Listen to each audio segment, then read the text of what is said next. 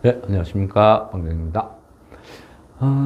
오늘 공부할 종목은 로봇 관련주입니다. 로봇 관련주는 그동안 그죠? 뭐 이래저래 한 번씩 매매도 하고 뭐 하기는 했습니다. 그런데 오늘 이 한 어떤 공부 관련 종목은 약간 그동안 한 번도 매수를 하지는 않았는데 이 종목은 말씀드릴까 말까 약간 고민을 했던 종목입니다. 일단은요, 평면 재무구조로 봤을 때는 조금 별로거든요. 종목은요, 에브리봇, 그죠? 아마 그 주부들 입장에서는 오히려 더 잘 아실 수도 있겠습니다. 그 청소기, 그죠? 청소하는 로봇, 거기에도 뭐 에브리봇 이런 어떤 그 제품이 있으니까. 근데 개인적으로는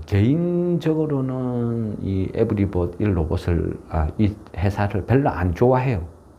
개인적으로는 그동안은. 왜냐하면 다른 회사는 이래저래 매매를 해봤지만 이 회사는 제가 생각하는 기준에 안 맞았거든요. 그리고 주력은 뭐 어떤 가정용 청소 로봇인데 이 청소 로봇의 기술력이라는 것도 제가 봤을 때는 많이 떨어졌어요. 그 기술력이 많이 떨어질 거 이게 시장에 경쟁력이 있겠나? 그러니까 그냥 저가형, 성능은 좀 떨어지지만 저가형 청소기 딱 그 정도였어요. 그리고 실제 이 어떤 대리점에서 종사하시는 분하고 또 이래저래 만나서 의견 같이 막 이 토론이란 걸 막 했을 때도 얘는 그냥 뭐 싼 맛에 쓰는 거지 뭐 기술력 이런 건 별로야.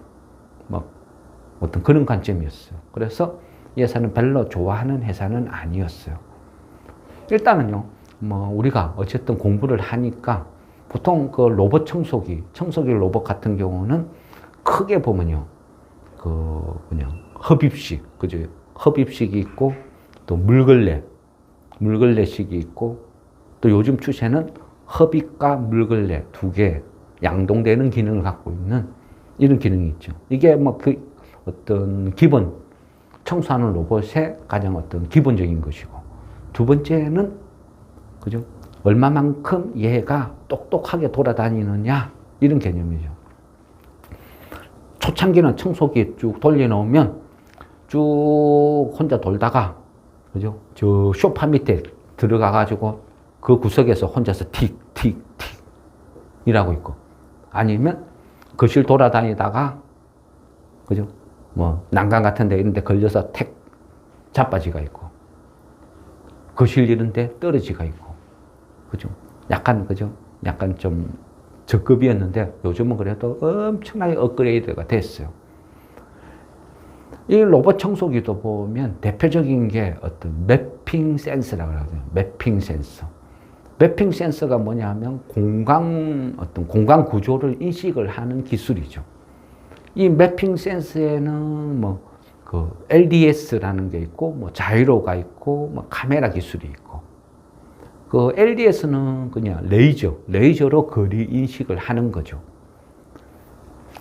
이 LDS, 레이저 거리 인식이라니까 이거 뭐야? 조금 생소할 수도 있는데, 딱 라이다 센서라 하면 바로 딱 오죠. 자동차, 자율주행, 그죠? 라이다. 그러니까 결국은 LDS라는, 청소기의 LDS라는 것은 결국 라이다 센서, 이런 개념으로 보시면 돼요. 요즘은 추세가 그냥 자이로 센서나 카메라, 뭐, 이런 거는 안 쓰죠. 대체는 그냥 LDS, 라이다 센서 쪽으로 커진 굳어가는 것 같습니다. 그리고 에브리보드에서 만드는 이 청소기는 그 전까지만 해도 조금 성능이 많이 떨어졌어요. 대표적으로 그 뭐라 해야 되죠? 우리가 뭐 소파 같은 거, 소파가 있으면 그 소파 다리는 아주 얇잖아요. 근데 이런 것도 인식 못하고 가다가 그냥 툭 쳐박히고 이런 게 많았다는 거죠. 그만큼 성능이 좀 떨어졌다, 안 좋다. 뭐 물론 뭐 가성비 따라서 가성비를 좋아하고 뭐 이럴 수도 차이는 있을 수는 있어요. 근데 어쨌든 이쪽 분야에 종사하시는 분들 입장에서는 청소기를 소개해달라 하면 그 랭킹 순위에서 벗어난다, 뭐 좀 제외다, 이래 볼 수도 있어요. 근데 이 회사를 조금 뭔가 변하고 있다, 뭐 이렇게 어떤 보는 거는요. 그 앞전에 그죠? 작년 그 2023년도 그때 이제 로보월드라 그랬죠. 그 고향 킨텍스에서 10월 11일에서 14일 그때 그게 열렸거든요. 그때 보면 여러 가지 회사들의 제품들이 쭉 펼쳐져 있었어요. 근데 여기에서 에브리봇에서 만들어낸 그 제품들 보면 한 몇 가지가 있었는데요.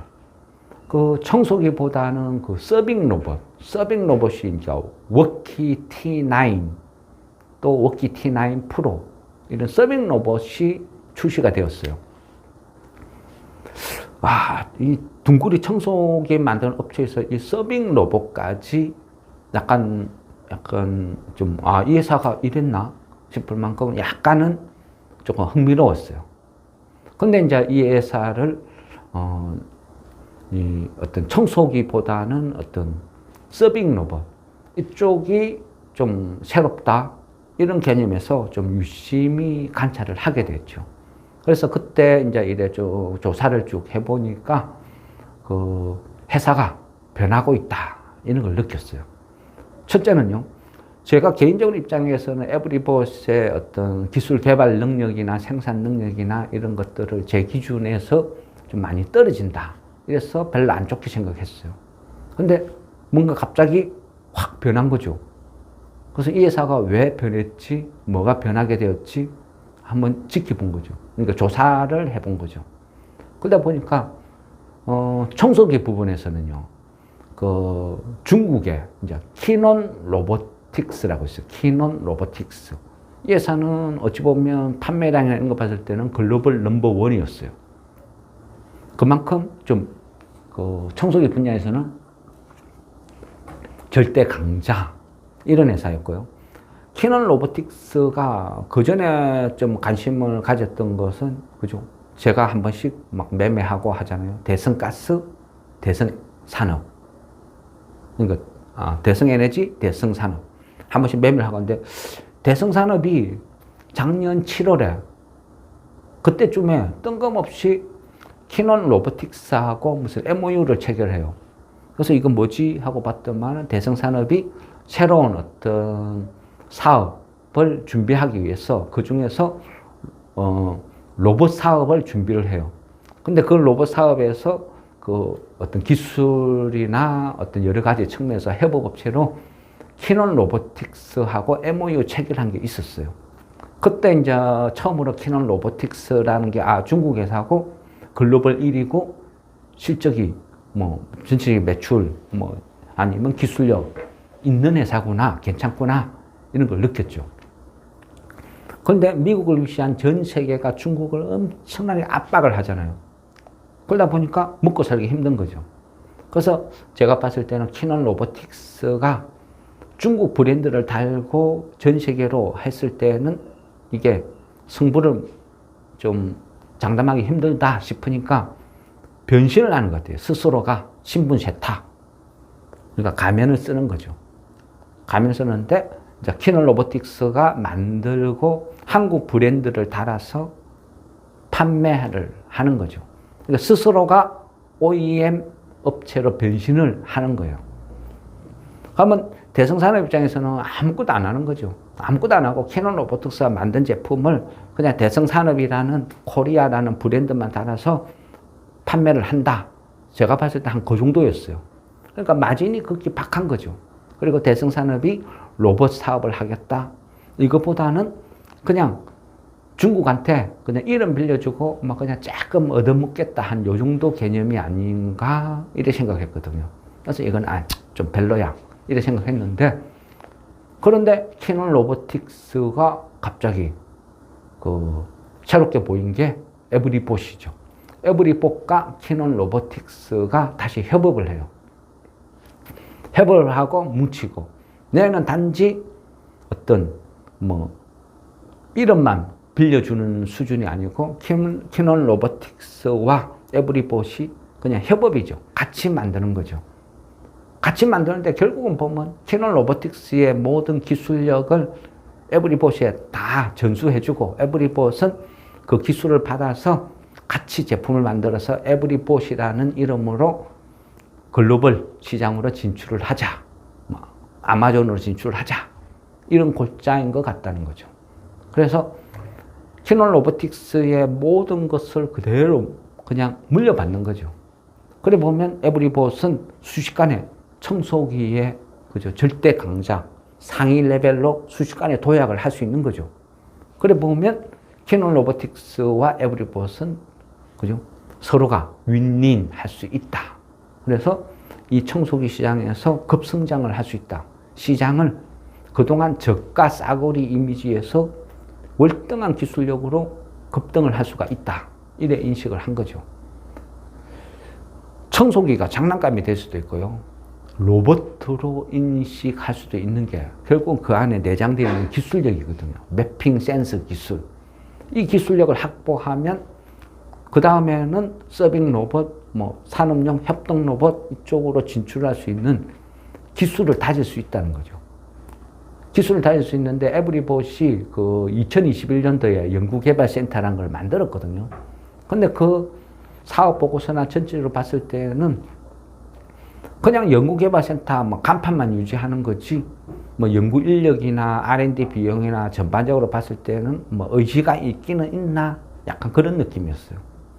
그런데 그 기술력을 자체 개발을 하면 한계가 있을 건데 키넌 로보틱스한테 그대로 전수를 받는다. 이래 되면 상황이 순식간에 달라진다.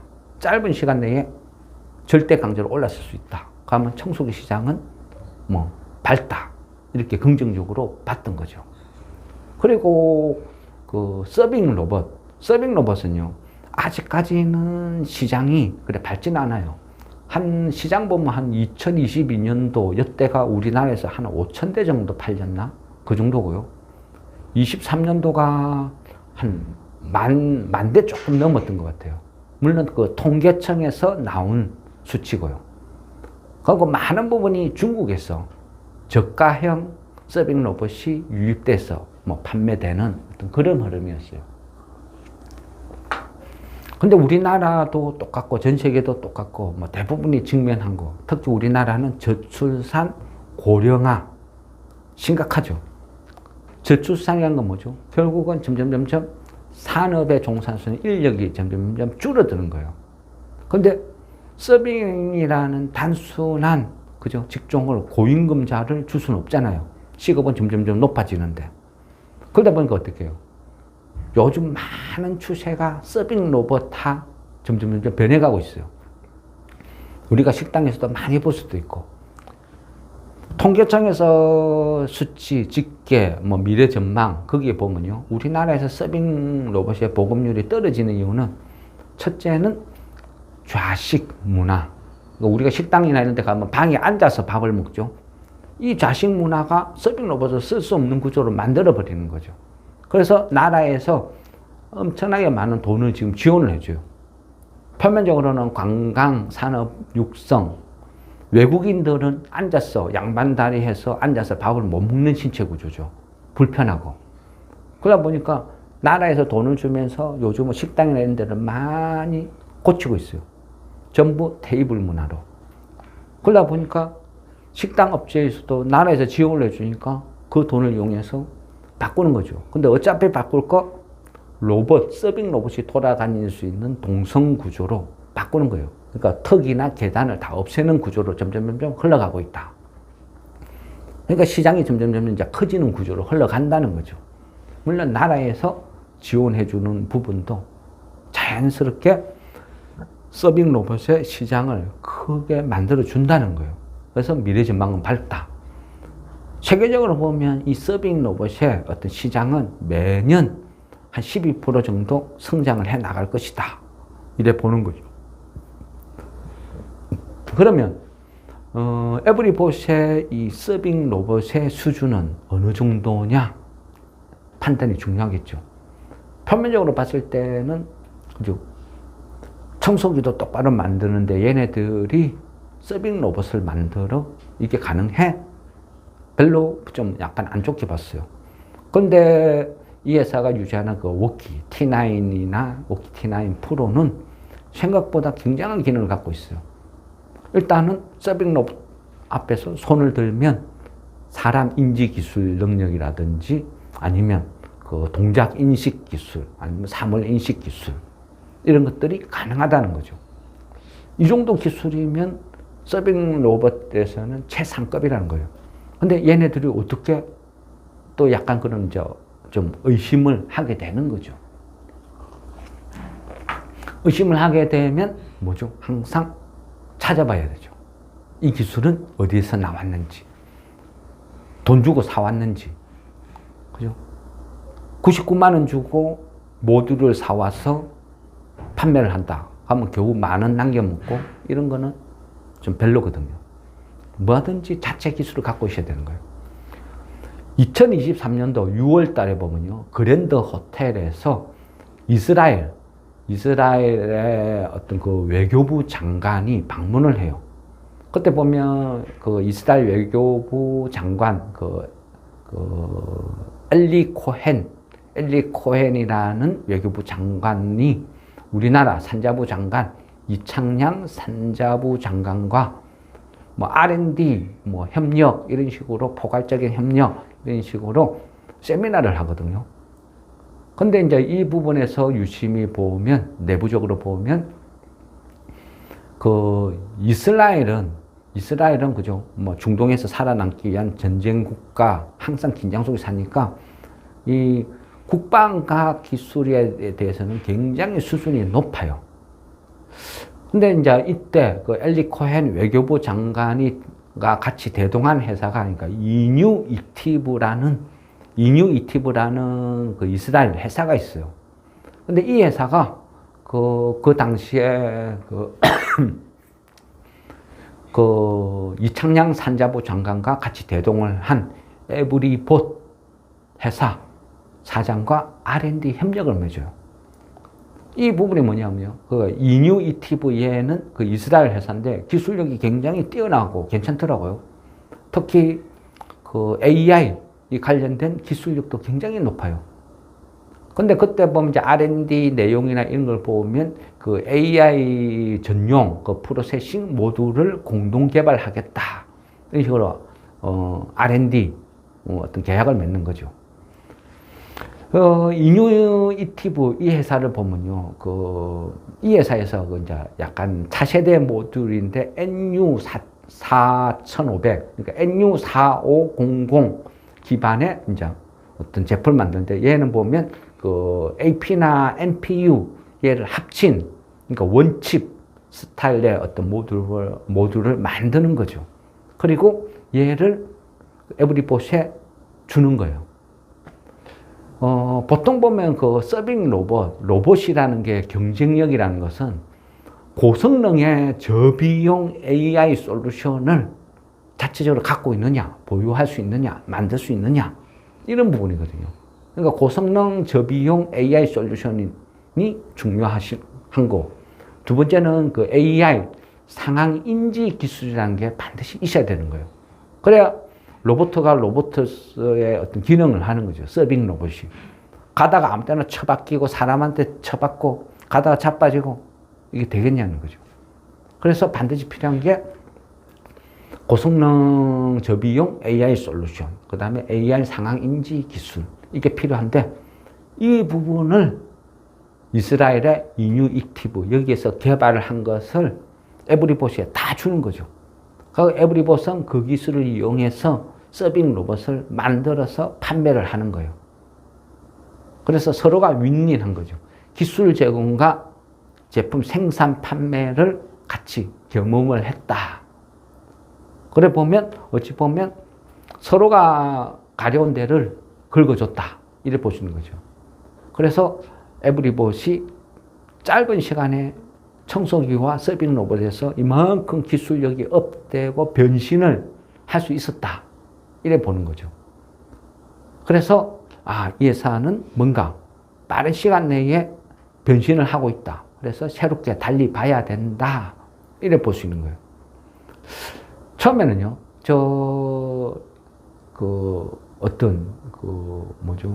그랜드 호텔에서 이런 이스라엘과 그 R&D 그 세미나를 할 때 굳이 에브리봇 이 회사가 거기 초청받아서 이렇게 끼일 수 있는 그런 회사인가? 명성이 있나?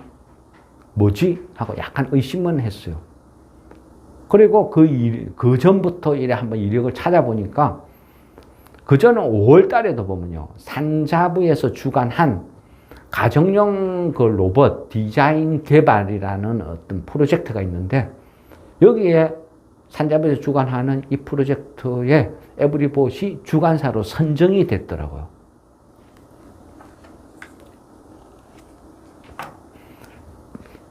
별것이 아닌 것이 될 수도 있지만요.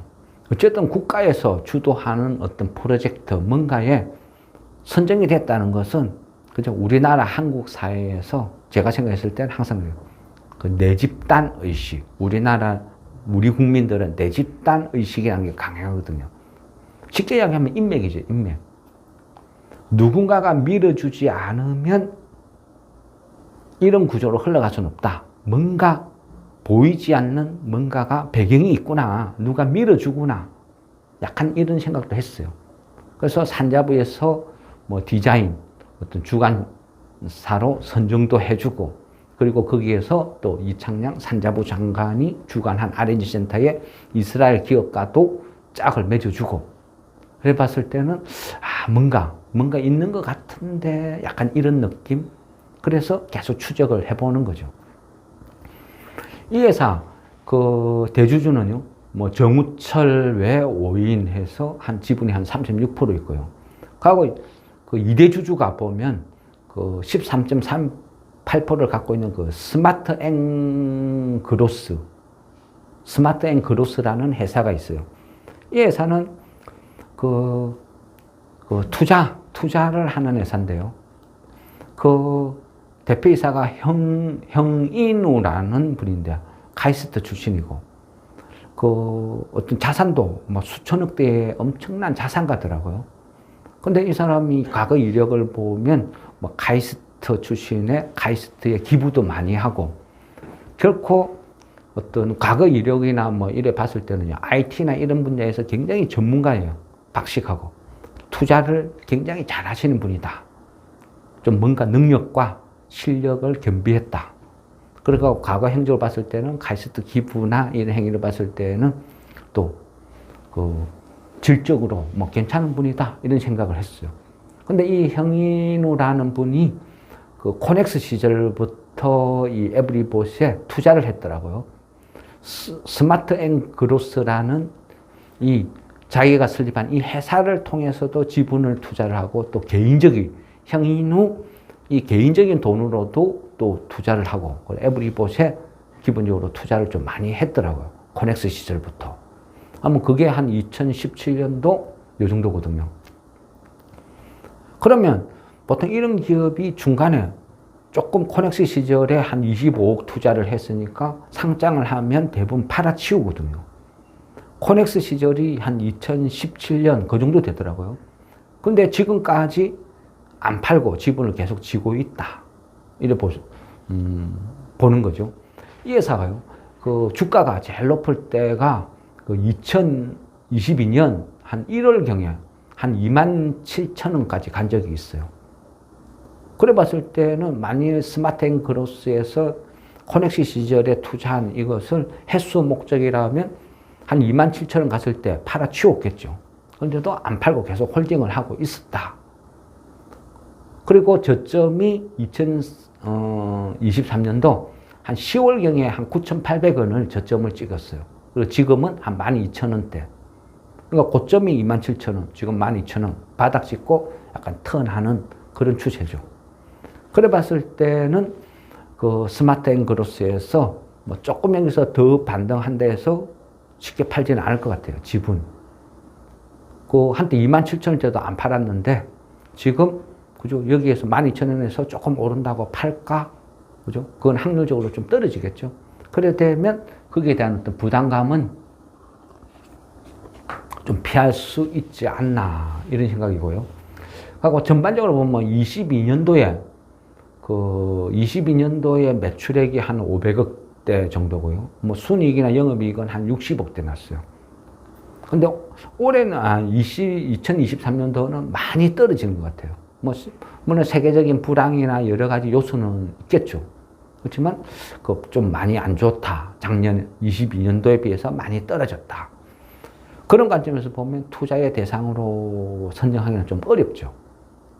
유보율은 한 900%대, 부채 비율은 한 30%대, 재무구조는 나쁘진 않아요.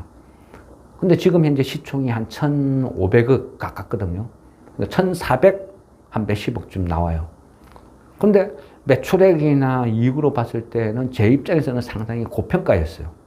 그래서 투자의 어떤 대상이 아니었죠.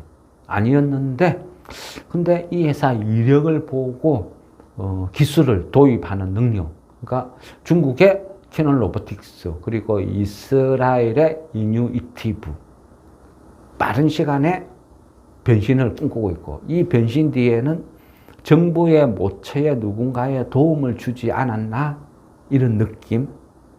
그래서 뭔가 좀 밀어준다 이런 느낌이 많이 들더라는 거죠. 그래서 어차피 추세는, 미래는 우리 같이 저출산 고령화 국가에서는 무조건 로봇화, 산업 자동화는 필수거든요. 그래서 로봇 관련 종목은 한두 종목은 키워 두는 거, 갖고 있는 것도 나쁘지 않은 시점이다 이래 보는데, 그런데 이 회사가 너무 빨리 변신을 하지 않나 이런 관점에서 일단은 관심의 대상이고요. 에브리봇을 처음부터 제가 별로 안 좋게 인식한 거는 태생이 안 좋았어요.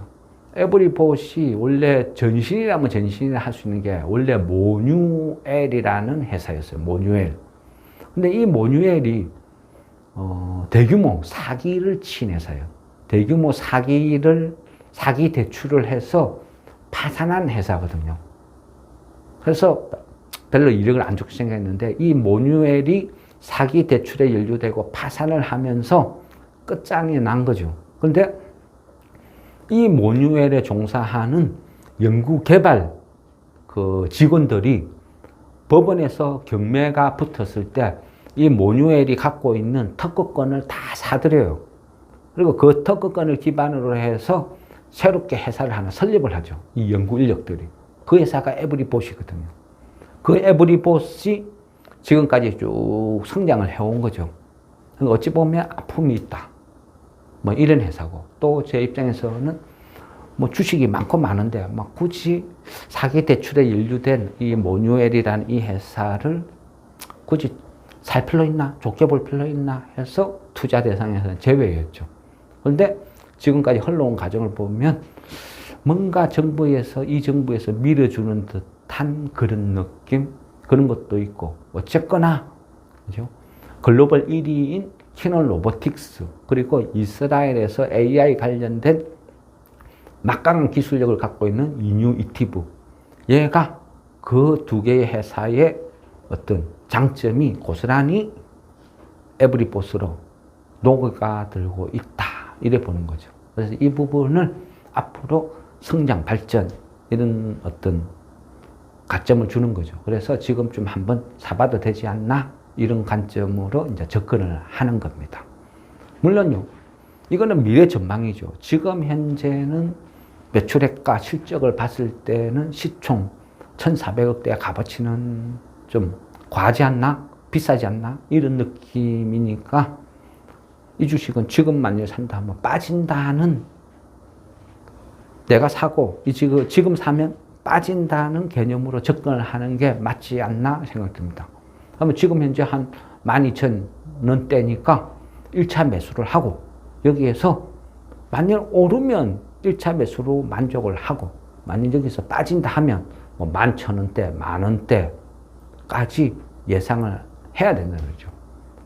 전저점 2003년, 그러니까 작년 10월 달에 기록한 전저점이 9,800원이니까. 그러니까 지금 12,000원대.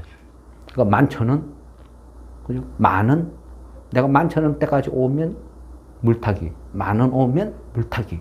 그러니까 전저점까지 한번 간다는 기분으로 접근을 하는 게 나을 것 같습니다. 저라면 이제 그렇게 투자를 하겠다는 거죠. 예. 어쨌든 그 로봇 에브리봇에 대한 저의 생각을 말씀드렸습니다. 예. 이상 마치겠습니다. 좋습니다.